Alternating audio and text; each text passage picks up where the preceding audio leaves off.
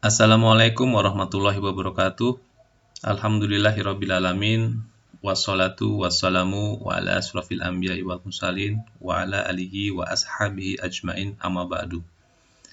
Saya Zamuddin Yusuf, NPM 101180098 dari STIS Tembi Bandung Business School.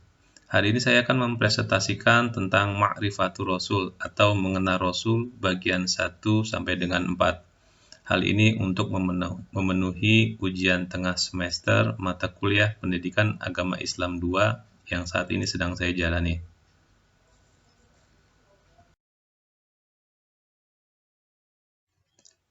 Ma'rifatul Rasul yang pertama adalah hajatul insan ila Rasul atau kebutuhan manusia terhadap Rasul.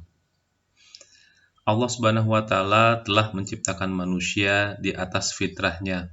Ya, hal ini termaktub dalam kitab sucinya dan disabdakan oleh Rasulnya. Maksudnya adalah bahwa Allah menciptakan manusia dalam kondisi fitrah dengan sifat-sifat dan karakteristik dasar yang asli, yaitu yang pertama, secara fitrahnya manusia telah memiliki kesadaran tentang adanya Sang Pencipta, yaitu yang menciptakan dirinya dan alam semesta ini. Hal ini kita dapatkan dari wahyu Allah Subhanahu wa Ta'ala, karena keberadaan manusia sebelum lahir ke dunia adalah masalah yang gaib. Yang kedua adalah karena manusia mengakui kebenaran Sang Pencipta, maka secara fitrah manusia juga memiliki kecenderungan untuk menyembah Allah Subhanahu wa Ta'ala sebagai wujud syukur atas nikmat hidup, rizki, dan pemeliharaan yang telah diterimanya. Lalu yang ketiga, secara fitrahnya manusia juga menginginkan kehidupan yang teratur, selaras, dan harmonis. Manusia pasti tidak menginginkan adanya kerusakan, ketidakteraturan, dan kekacauan. Manusia ingin hidup tenang dan damai dalam naungan kasih sayang dan cinta kasih. Manusia juga tidak ingin hidup dalam kondisi jiwa yang terancam. Untuk merawat fitrah, melawan nafsu, dan memerangi setan itu, manusia membutuhkan petunjuk dan bimbingan Allah. Karena itulah Allah mengutus utusan berupa malaikat dan manusia pilihan untuk memberi petunjuk dan bimbingan kepada manusia bagaimana mengenal penciptanya dan bagaimana menjalani kehidupan ini dengan baik. Karena itu, para rasul diberi wahyu sebagai pedoman hidup yang terjamin kebenarannya. Dan dengan pengenalan dan pedoman hidup yang terjamin kebenarannya tersebut, manusia dibimbing untuk melakukan ibadah dengan benar.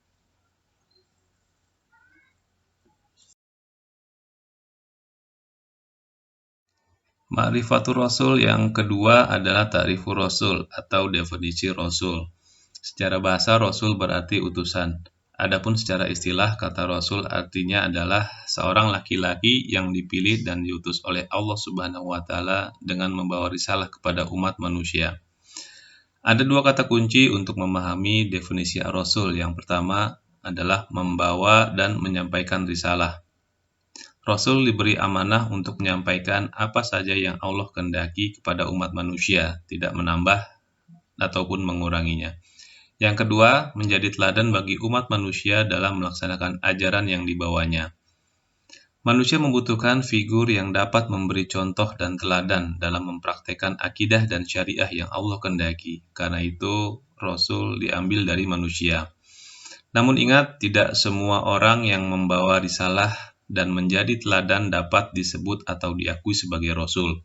Karena Rasul-Rasul yang diutus oleh Allah Subhanahu wa Ta'ala memiliki ciri-ciri khusus, yaitu yang pertama, memiliki sifat-sifat mendasar, yakni sifat-sifat dasar yang layak baginya.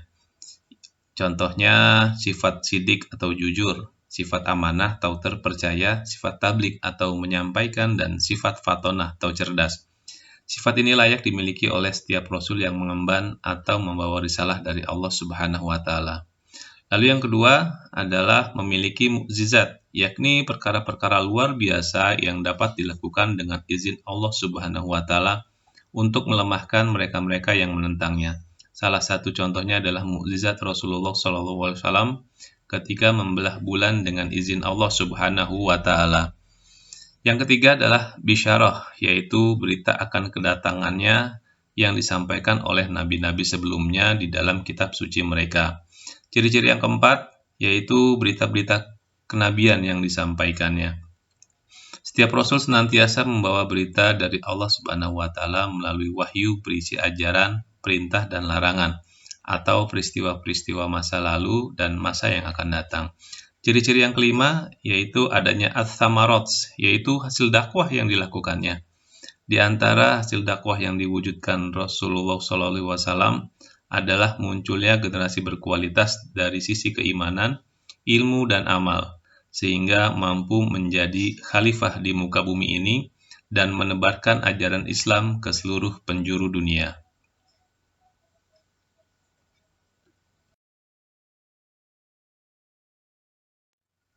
Ma'rifatul Rasul yang ketiga adalah makanatul Rasul atau kedudukan Rasul. Nabi Muhammad SAW memiliki kedudukan yang istimewa bagi umat Islam. Namun, kedudukan beliau yang istimewa itu tidak disikapi oleh umat Islam dengan sikap yang berlebihan, sebagaimana sikap kaum Nasrani yang mempertuhankan Nabi Isa alaihissalam. Umat Islam memposisikan Nabi Muhammad SAW secara proporsional, sebagaimana diajarkan sendiri oleh beliau. Yang pertama, sebagai abdun min ibadillah. Nabi Muhammad SAW tidak ada bedanya dengan manusia lain. Beliau adalah manusia biasa, memiliki garis keturunan dan berjasad. Sebagai manusia biasa, Nabi Muhammad SAW melakukan aktivitas seperti makan, minum, pergi ke pasar, beristri, berniaga, dan segala aktivitas manusia yang lainnya. Untuk mengetahui Nabi Muhammad SAW sebagai hamba atau manusia biasa, dapat kita ketahui secara pasti dari sejarah perjalanan hidup Nabi, khususnya di dalam fikih syirah atau kajian tentang perjalanan hidup beliau. Yang kedua, sebagai Rasulun minal mursalin. Nabi Muhammad SAW memiliki tugas untuk menyampaikan risalah sebagai bentuk penunaian amanah. Beliau pun bertugas untuk menjadi pemimpin umat.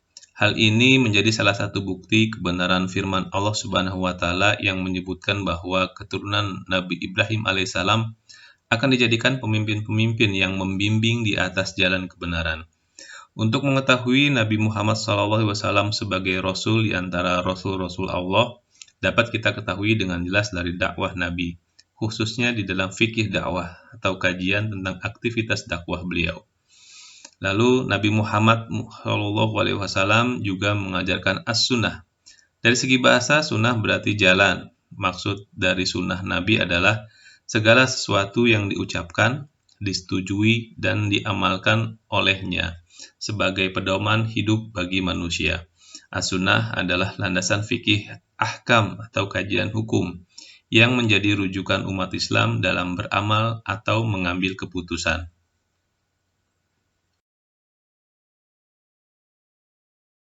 Ma'rifatul Rasul yang keempat adalah syifatul Rasul atau sifat-sifat Rasul.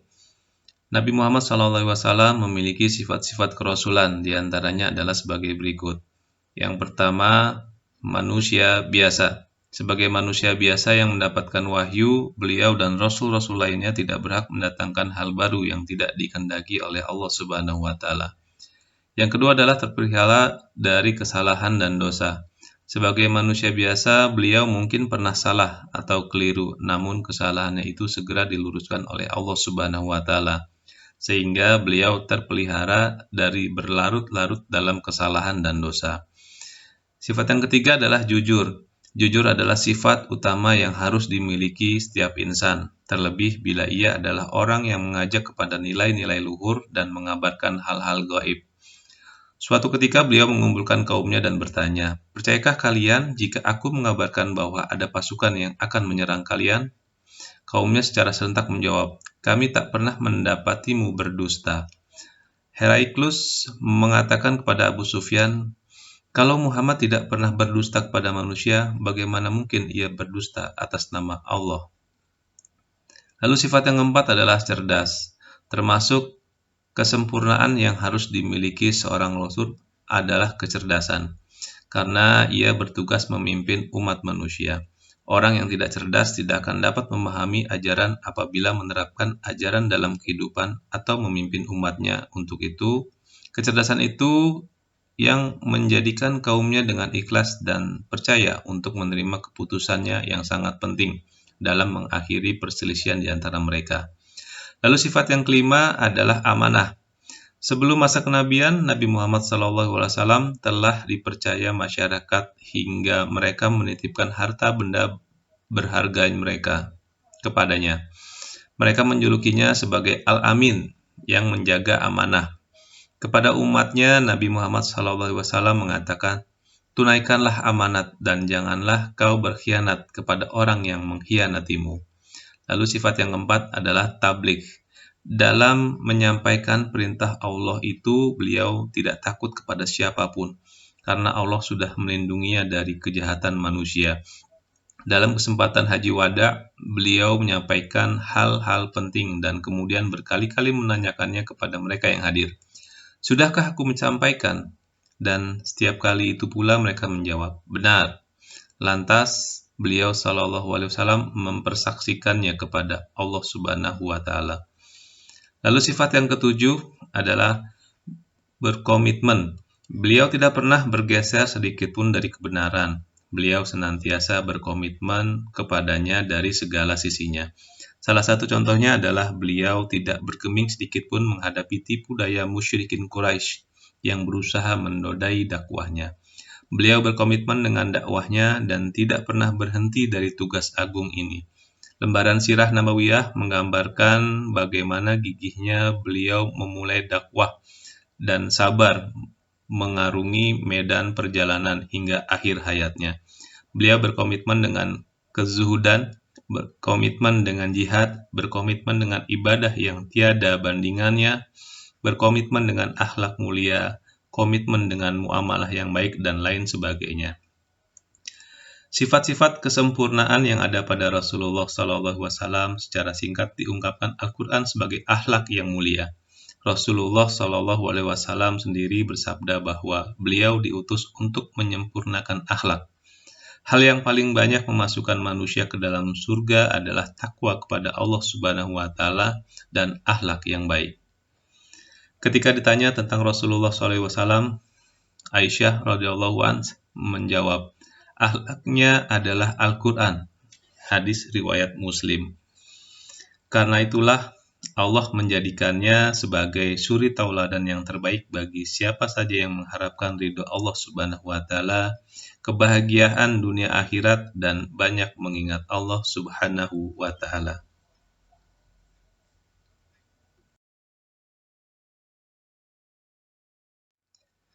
Demikian, terima kasih. Wabillahi taufik wal hidayah. Wassalamualaikum warahmatullahi wabarakatuh.